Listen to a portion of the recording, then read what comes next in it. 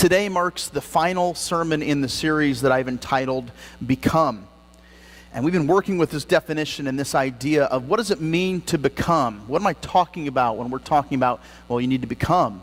The definition we've been working with is to begin to be. And to begin to be what exactly? Well, to begin to be everything that God would ask you to be as a man, or as a woman, or as a child, or as a student, and also as a church. And so to help us to understand what it means to become, we've been taking a look at the life of Moses first, but also now we're in the life of Joshua. And we've been exploring how God has molded and shaped the lives of these two men, and how they used to be, and how they became what they ultimately God wanted them to be. And this might be a good time that I need to pause and just talk here for a moment to some of the changes that have taken place here at Burnside Christian Church to kind of bring them to your mind a little bit. Some of you have noticed them, no doubt. The first I want to talk about is the nursery renovations. Have you seen the new nurseries we've got? A lot of hard work has gone into those nursery renovations. A few years back, we had a Thanksgiving offering designated to go towards the improvements of some of the nurseries, and those renovations have taken place. And we recognize the need and the importance of having a place, a safe place, a comfortable place for our new families with babies and with children. And so those have taken place, and they look absolutely amazing. Second thing that you may have noticed was also some of the signage that has been out in our fellowship hall, and a huge thank you to Don Jacob and to Rick Dixon for hanging those for us. Signs, a lot of us think, well, what do we need signs for? Well, the signs aren't for those of us who know every nook and cranny of this place. We've been here a long time. We know exactly what's behind every door. The signs are designed for those who might be new, those who might be coming in. If you've ever been to a restaurant that you're unfamiliar with, what's the first thing you're doing? You're trying to look to see where the bathrooms are, right? And so our signs are to help our new families and new visitors who come to feel more comfortable, to know where things are at. You may have also noticed that we removed the back pew behind this section here. For those of you who've been around for a while, this section of our church is the least populated section. And the reason for that, we believed, was because there was this horrific traffic jam that would happen behind this section of pews. There was like enough space for one person to go, right? And if you had a bag, what did you have to do? You had to merge, or you had to yield to oncoming traffic and let them get by, and then you had to get out. And so we removed that to help free up some traffic jams and bottlenecks, and to help kind of fill our church to the maximum capacity that way. You may have also noticed that we moved the Welcome Center, that place where you get your bulletin every morning. It used to be on the north side of the room. We've switched it and put it on the south side of the room, and that was to help to alleviate some bottleneck there as people are coming in, but also to make sure that we didn't miss anybody from all directions that they might be coming from. And so we've made some of those changes as well. We also have added a new staircase over here. You may notice, you may not have noticed, but we need to add some carpet to that. That's so that the piano players don't have to walk all the way around the front and just kind of can slip up and get to where they need to be at the right time. Those of you who've been parking outside, you've noticed we've also are giving some attention to the landscape of our church. We've removed a lot of the tired, overgrown bushes that were there, and we've got these nice rock beds which are prepared for some bushes and shrubs to be put in the fall, because it's just like the old dandruff shampoo commercial used to say, Head and Shoulders. Remember what their slogan was? Because you only have one chance to make a first impression. And we recognize how important first impressions are here at Burnside Christian Church, and we want the outside to be just as inviting and welcoming as the inside is. And so those are some changes that we've made as well. We also, this past summer, had Ian Whitmore come. Ian was our summer intern. He's a student at Central Christian College. He since then has returned back to school. He's a junior this year. And he helped us this summer by leading worship and preaching some, and traveling with our youth groups to CIY and to NYR, and helping with junior church and vacation Bible school. Well, the board has agreed to hire Ian to come back on the weekends when he's available, starting September the 9th. And so expect to see Ian Whitmore around here on Saturdays and Sundays. But we're not done. I'm going to have Wayne Caparoon come forward and talk to you a little bit about Chris Davenport. Chris is a name that you've heard me mention, but I'm going to ask Wayne Caparoon, if he would, to come up and kind of talk a little bit about Chris Davenport and his role and involvement here at Burnside Christian Church, especially this next week. Okay. Well, they sent me up here to tell you guys that Chris Davenport from CDF Capital is coming next week, and he's going to be watching our entry in the morning and being in our service and watch what goes on. So they sent me up here to tell me that you guys better straighten up and fly right. Actually, that's the exact opposite of why Chris is coming. I've had people tell me he's here to see what we're doing wrong. This is Big Brother. We're in trouble now. No, we're not. In the effort to make this a welcoming place, sometimes we just overlook things. We've been here a long time. We know where the bathroom is, and so we don't think about the person who's just coming in. And Chris is a new set of eyes. He has a lot of experience with churches, and some of the things that we've done so far have been at his suggestion. He's given us some free advice, but the board has chosen to hire Chris as a consultant from CDF Capital to come and take a look at us. And he's just going to watch traffic patterns as people move in and out, see how many people are in each room, how we use this building, and try to make suggestions that will help us as we try to make this a more welcoming place. And he will be giving us back to the board and the leadership a report within 10 days to 2 weeks of his visit, and make some more suggestions for things we can do to make our church more welcoming. And I wanted to mention too that when we do have a board meeting, that's open to everyone. You're welcome to come and hear what Chris has shared with us and be in on part of the decision making about what we do. And so don't be worried about him next week. He's just here to be a new set of eyes to give us a better look.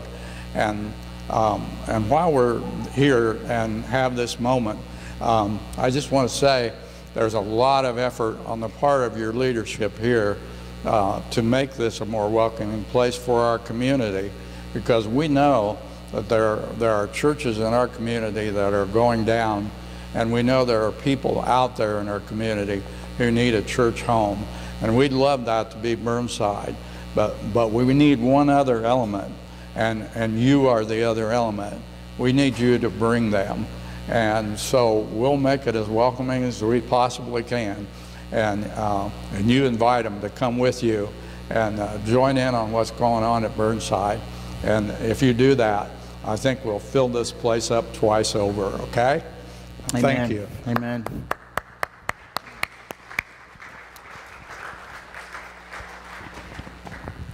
Thank you, Wayne. Worded so eloquently. Appreciate that. And so I hope that you got a little bit of a better perspective of what we're trying to get a hold of and what we're trying to do. What we are simply trying to do is we're trying to become what we believe God is asking us to become, the church that he would have us to be. And so Chris Davenport is a part of that, and he will be here next Sunday. And aren't you glad you don't have to preach next Sunday, right?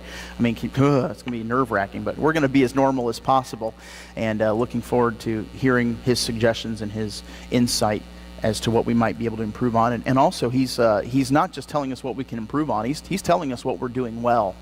And there are a lot of things that we are doing well here at Burnside Christian Church and have done well for a long time. And so we're thankful and excited for that too. But all of that to say this: open your Bibles to Joshua chapter 23. Because in Joshua chapter 23, we finally have come to the end of Joshua's life.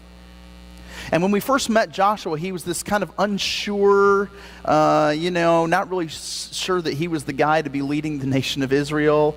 And we've seen how God has done a work in him and on him. And in Joshua chapter 23, a lot has happened.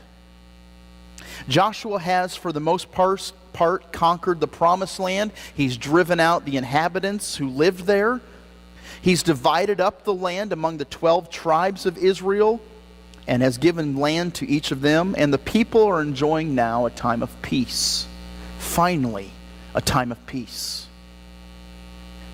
And at this point in his life, Joshua's tired. He's an old man.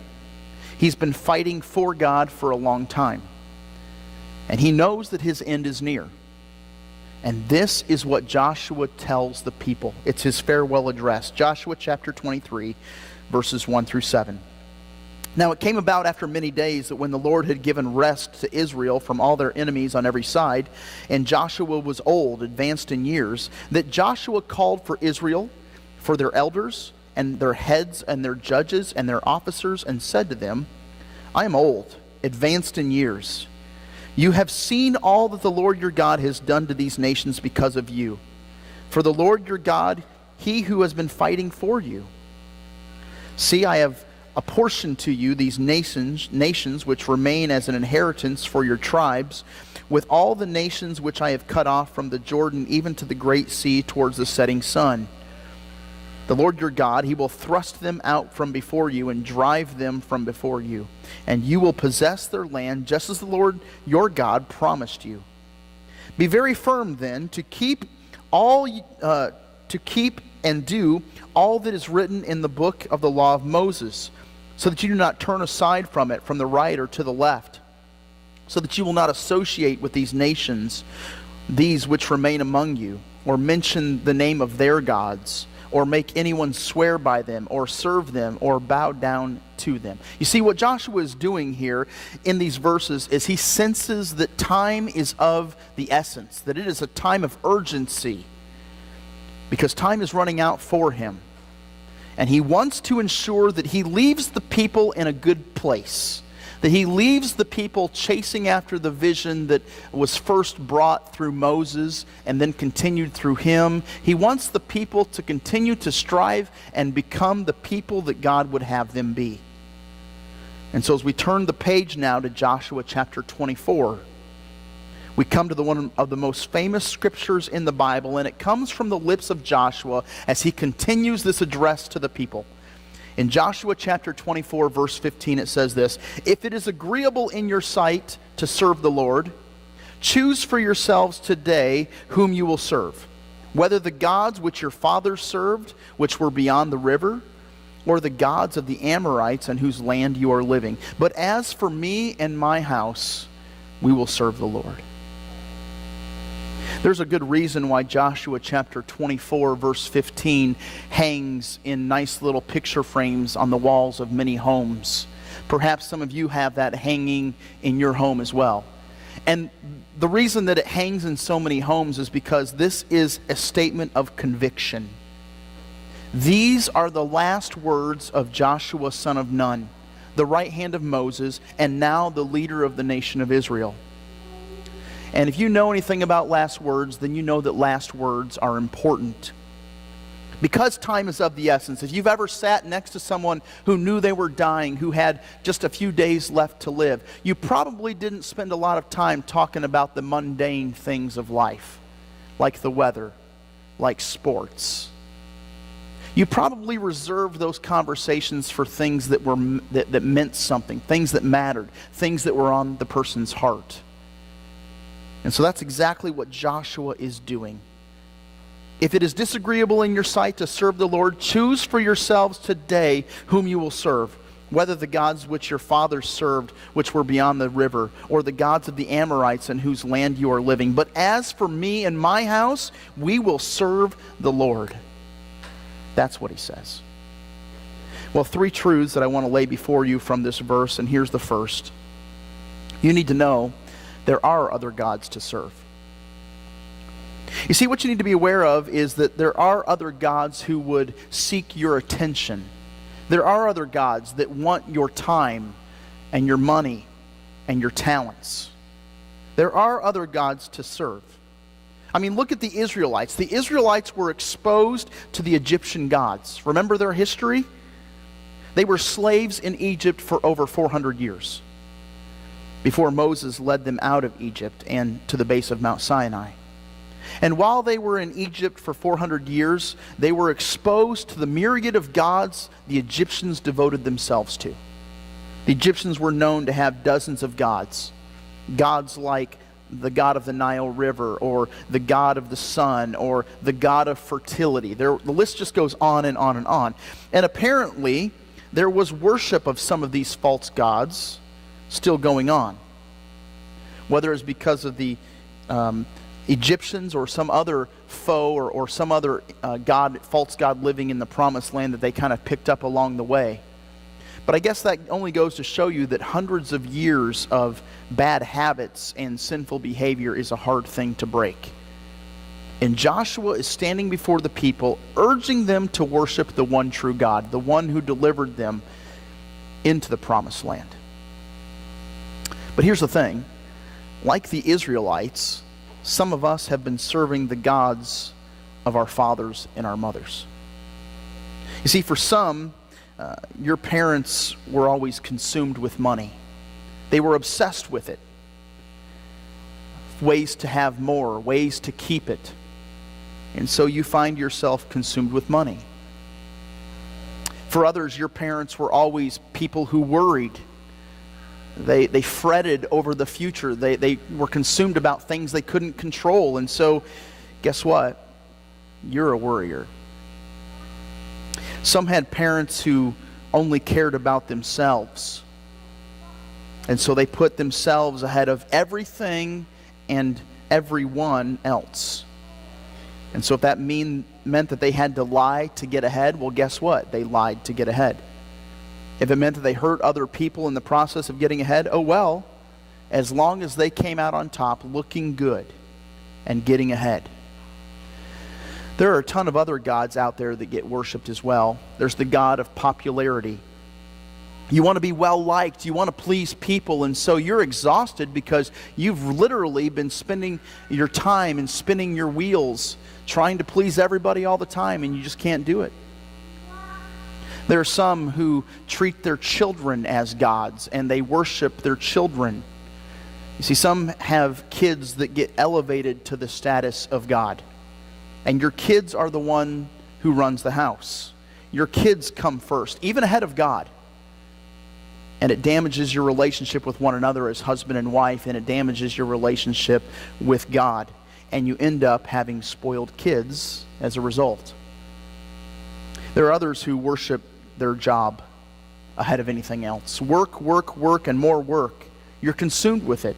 You're consumed with your job, growing it, becoming the best at it. It's always on your mind. It's always what comes first in your life is your job. And then, of course, there's sports. There are some who worship sports ahead of anything else. Or hobbies. The list goes on and on. This is not an exhaustive list by any means, but hopefully you can start to get a sense of the idolatry that sometimes we lend our hearts and our minds to. And I know what you're probably thinking, well, are those really gods? Am I really worshiping or serving those things? Well, ask yourself this: do I spend more time doing these things than spending time serving God? Do I think about those things more than I think about God? Because here's the thing, and here's the truth at the end of the day: if you do worship other gods, and there are other gods to serve, you will end up disappointed. Because other gods just disappoint. I know. Because there have been times in my life where I have served other gods. And each time I've done that, I always end up unsatisfied.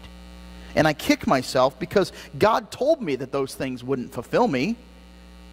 Jesus, who is God in the flesh, was noted for saying a lot of stuff. But among the stuff that he said is found in Mark chapter 8, verse 36, these words: "For what does it profit a man to gain the whole world and forfeit his soul?" You see, what he's saying here is that if you are trying to serve money or possessions or popularity, or if you have it all in this life, but you sacrifice the most important thing that you have given to you, which is your soul, what good is all that stuff? Because there's going to come a day when they have a funeral for you, and guess what? You're not taking any of that stuff with you. So what does it profit a man to serve the God of popularity or success in this life if it costs you your soul. Jesus said this in Matthew chapter 6, verse 24, "No one can serve two masters, for either he will hate the one and love the other, or he will be devoted to the one and despise the other. You cannot serve God and wealth." And let me tell you, some of us have 2 feet, 1 foot in each camp, and we are divided. And we're trying our best to serve both. And Jesus says, you can't do it. In other words, this is God's plan for it. He says, seek first my kingdom and my righteousness, and everything else is going to fall into place. And so all that stuff that you've been worrying about and getting in this life, if you would just put priorities the way that God would design your priorities to be put, everything else is going to work out. He's going to add those things to you as well, is what it says. Finally, Jesus had this to say in John chapter 10, verse 10. He says, "I have come that they may have life and have it abundantly." No other God can satisfy or supply like Jesus Christ can. That's his guarantee. That's his promise. So there are other gods that you can serve, but if you do, just know that none of them can truly satisfy like Jesus. And while there are other gods that you can serve, you need to grab hold of the second truth I want to put before you this morning, and that is this: the choice is yours. Joshua tells the people, choose for yourselves. God is such a loving God. He's such a gracious God. He's given us the greatest gift, which sometimes turns out, because we've messed it up, to be the greatest curse. And that is the gift of choice. Being able to choose is the greatest blessing because each of us wants a choice. And what a great blessing it is to be able to choose. We get to choose things like what college we will attend, what career we will pursue, what friends we're going to hang out with, who we will get to marry, what we get to eat, what we get to wear, where we're going to live, how we're going to react to certain situations. We make literally hundreds of choices each and every day. But here's the problem with choice. The problem with choice is that we sometimes don't choose very well. You ever made a bad choice? Man, this happened many, many years ago. Me and my buddy Paul Shriver, I grew up in Michigan, loved the Detroit Pistons, liked to watch them play, and I got us tickets to go see the Pistons play the Chicago Bulls up in Chicago. And so me and my buddy Paul Shriver, we went to a Pistons Bulls game, and this was right at the height. If you remember back in the NBA, they had a dress code for a while that said every player who participates in a post-game interview must wear a suit and a tie. And there's a lot of upheaval about that. You know, some of the players weren't in agreement with that, and they're like, that's, you know. But anyway, we decided to go to this game, and we were going to be dressed up in 1970s leisure suits with sunglasses, and I shaved my goatee, so I had this big bushy mustache, and I had a mullet wig on, and I had this 1970s baby blue suit on. And we decided we were going to go to downtown Chicago on a Friday night and watch this game. And how we were getting to the stadium was we took a train from my parents' house to downtown Chicago, and then we took the bus system on a Friday night in downtown Chicago dressed in 1970s leisure suits. Guess what? That was a bad decision. So here we are on a Friday night, and we're riding the bus to the stadium there, and the first stop, well, it probably wasn't the first stop, maybe second or third stop we make. There were a lot of stops we had to make to get to United Center. And the second stop we take, and there's this big, long bus that we were on, and I was sitting next to the window, and my buddy Paul was sitting right here next to me, and the bus stops, and the doors open, and this guy gets on who'd obviously had a little bit too much to drink. And he was an African-American gentleman. And for the sake of our company here involved, I'm going to clean up his language a little bit. But he gets on the bus and he says, "Which one of you white fellas wants to fight?" At that point, all the smart white fellas decided to use the other door and get off the bus, except for these two white fellas sitting right here. And here we are sitting in 1970s leisure suits wearing a mullet wig. Do you think he noticed us a little bit? And so he comes walking down the aisle of this bus, and my friend Paul, he says to me, I'm not even kidding, he says, "Don't make eye contact." Not even kidding, that's what he told me. Like, that's going to help. And so we're sitting there, and I'm doing my best not to make eye contact with him. And of course, sure enough, he stops right here to my buddy Paul, and he says, "You want to fight?" And Paul, I kid you not, this was his reaction. "No, sir, I don't want to fight." And I'm not giving him a hard time because my reaction wasn't any better. He said, "How about you? You want to fight?" And I said, "I don't even know you. I don't want to fight you." So there's this awkward silence, and nobody's saying anything. And finally, another black guy on the bus says, "Sit down, man. You're making us all look bad." And finally, he has a seat, and guess where he sits? Right next to my buddy Paul. And so for the rest of the ride to United Center, we were like dead quiet. It was the most awkward ride I've ever been on in my life. Poor decision to maybe travel downtown Chicago wearing a 1970s leisure suit. But here's the point I'm trying to make, is that we all make choices that are bad from time to time. Some have more severe consequences than others.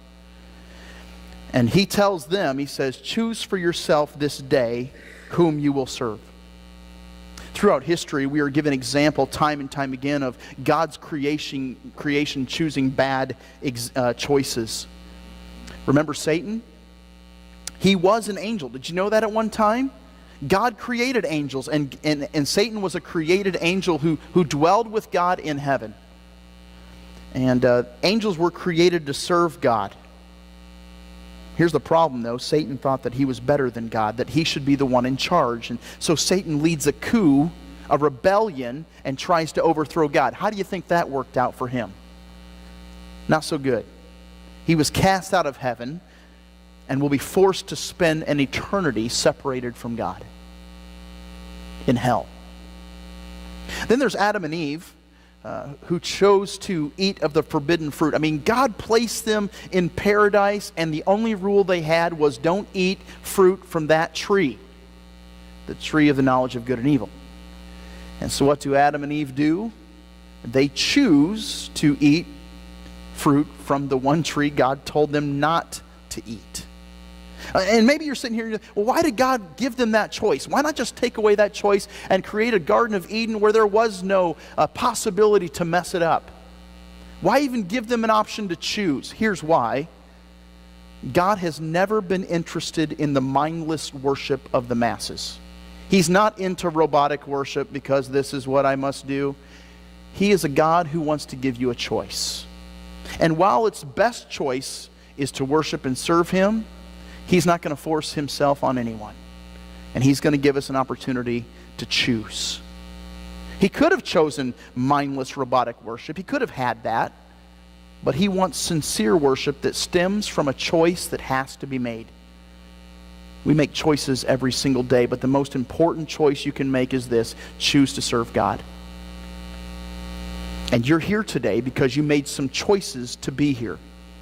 You said no to some stuff, like sleeping in, or like working, or hobbies, or yard work, or whatever it is that maybe is on your mind. You said no to that so that you could say yes to this. And that brings God glory. You made a choice, a good choice, a God-honoring choice. Choose to serve God. It's the choice, the only choice really, that will last for literally ever. Few choices that we make in this world have that kind of lasting impact. But when you choose to serve God or choose to serve His kingdom, those choices will follow you into eternity. And maybe we need to get this out there. Maybe we need to understand and get a better understanding of what does it mean to serve. Because what I don't mean is that we only serve God on Sundays. That's exact opposite, actually, of what I mean. And I don't mean that everybody has to be a preacher or a teacher or on stage. So get that out of your mind. The word serve that Joshua uses here in Joshua chapter 25, chapter 24, is a word that has been translated worship. It's been translated follow. It's been translated submit. And I think it will help you and do you some good to understand the word that Joshua is using when you understand Joshua's background and his mindset, where he's coming from. Remember what Joshua was? Joshua was a soldier. And he was good at it. He was used to following orders. He was used to doing what he was asked to do. And so now he is serving God as a faithful soldier, doing whatever was asked. He was loyal, he was committed, he was devoted, he was reliable. And so as he stands before the entire nation of Israel and he says, choose whom you will serve, he's basically saying, choose who you will be dedicated to, loyal to, committed to. Choose how you're going to be reliable for his kingdom. And it's the same proposition that I would give to you today. Choose for yourselves. The choice is yours. Your parents can't make it for you. Your grandma can't make it for you. It's a personal choice. And that leads me to the final truth that I want to place for you, before you this morning. Make the choice today. You see, Joshua says, choose for yourselves today whom you will serve. And it's really important that we understand that it's not yesterday. See, a lot of people made the choice yesterday to serve and worship God. I made the choice when I was 11 years old to decide that I was going to follow Jesus Christ and submit my life to him and be baptized and immersed. But it's not a decision that I just made when I was 11 years old. I made the choice in 2001 to be ordained, officially ordained into ministry to serve the Lord. I made the choice in my past to serve God, but here's the thing, that's not where it ends. And you need to notice this, that it's not tomorrow. It's not a decision of the future. Well, I'll serve God once I get everything in order. I'll serve God. Once I get a little bit older or a little more educated or get my life together, then I'll serve God. Or when I have more free time, I'll serve God. Or when the kids are grown, I'll serve God. It's not that.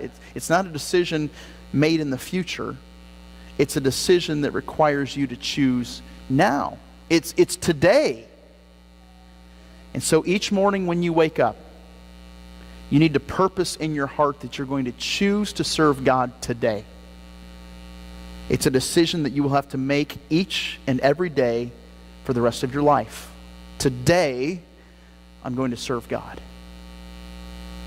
You can't live your life based on a one-time decision that you made several years ago. God demands renewed allegiance every single day. That's why Jesus himself said in Luke chapter 9, verse 23, if anyone wishes to come after me, he must deny himself, take up his cross. How often? Daily. Take up your cross daily and follow me. You can't be like, well, I picked it up one time 20 years ago. I'm good enough. It's a daily commitment to choosing to follow him, to serving him, to worshiping him. Returning to our text, I love the fact that Joshua is making decisions that will not only help him follow the Lord, but he's making a declaration, a statement of conviction for his family to follow God as well. And so parents, raise your kids to know the Lord and to walk in him fully and faithfully. Even when it's not fun or convenient. If you make God a priority for your kids at a young age, guess what? When they are older, they will be a priority for them when they're older as well. That God will be number one in their life when they get older, if they're taught that God is number one when they're younger. And so Joshua was able to say, as for me and my house, we will serve the Lord. Joshua had become the man that God had desired him to be. He says it faithfully, he says it firmly, he says it resolutely, that he would serve the Lord. No matter what, above anything else, can we say the same?